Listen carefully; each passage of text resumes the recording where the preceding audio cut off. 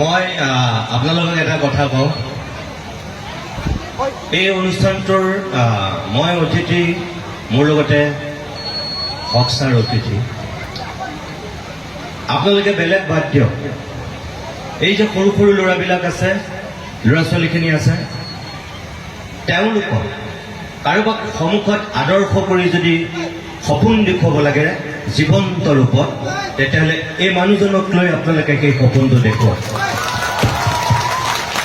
যাৰ হাতত মাত্ৰ 85 টকা আছিল, এটা সময়ত 85 ৰুপিজ লৈ যি পল্টন বজাৰত নামিছিল, সেই মানুহজনে এতিয়া আনক দৰমহা দিয়ে 1 মাহত 6.5 কোটি টকা।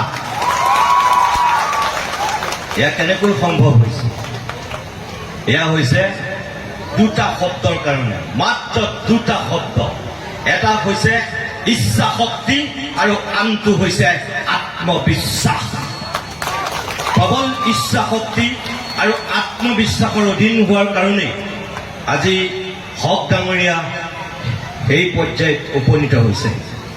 গুৱাহাটীত তেনেকুৱা মুষ্টিমেয় সংখ্যক ব্যক্তি আছে যি তলৰ পৰা উঠি গৈ ইমান ওখ হৈছেগৈ। এটা সময়ত গুৱাহাটী মেডিকেল কলেজত পঢ়া আৰু এতিয়া অসমৰে নহয়, গোটেই নৰ্থ ইষ্টৰ ভিতৰতে প্ৰখ্যাত ডক্তৰ হিচাপে চিহ্নিত হোৱা তেনেকুৱা এজন ব্যক্তিও এই হক ডাঙৰীয়াৰ দৰেই জীৱন কটোৱা, যি এটা সময়ত স্কুলীয়া জীৱনত পেটত গামোচা বান্ধি ৰাতি শুবলগীয়া হৈছিল আহাৰ খাবলৈ নোপোৱাৰ কাৰণে, যি ভীমকল খাইছিল ভাত খাবলৈ নোপোৱাৰ কাৰণে, যি ৰাতি যদি ভাত এজনে খাইছে, দুপৰীয়া ভনীয়েকে খাইছে, ৰাতিপুৱা ভায়েকে খাইছে। অৰ্থাৎ 3জন সন্তানৰ ভিতৰত 3 সাঁজ ভাত খাব পৰাকৈ সেই ঘৰখনত শক্তি আৰু সামৰ্থ্য নাছিল।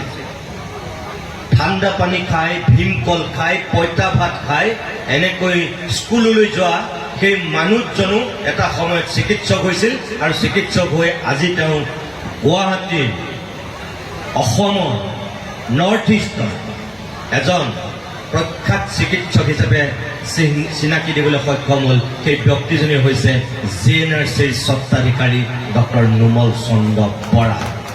এই নোমল চন্দ্ৰ বৰাই 1 মাহত আজিৰ দিনত চাগে 7 কোটিমান টকা দৰমহা দিয়ে। মই যেতিয়া তেখেতৰ এটা ইণ্টাৰভিউ লৈছিলোঁ, তেতিয়াই তেখেতে মোক কৈছিল যে আজিৰ পৰা কেইবা বছৰ পূৰ্বে, 5 বছৰমানৰ পূৰ্বে, তেতিয়াই তেখেতে কৈছিল যে মই 1 মাহত GNRC যিমান কেইখন আছে 6 কোটি টকা দৰমহা দিম। অৰ্থাৎ গুৱাহাটী গৈ থাকক, গৈ থাকক, গৈ থাকক, কোনো প্ৰত্যাহ্বানক আপুনি কেৰেপ নকৰিব। আপুনি সৎ, আপুনি অসৎ, সেয়া সময়ে নিৰূপণ কৰিব। আপুনি সাহসী, আপুনি ভীৰু, সেয়া সময়ে নিৰূপণ কৰিব।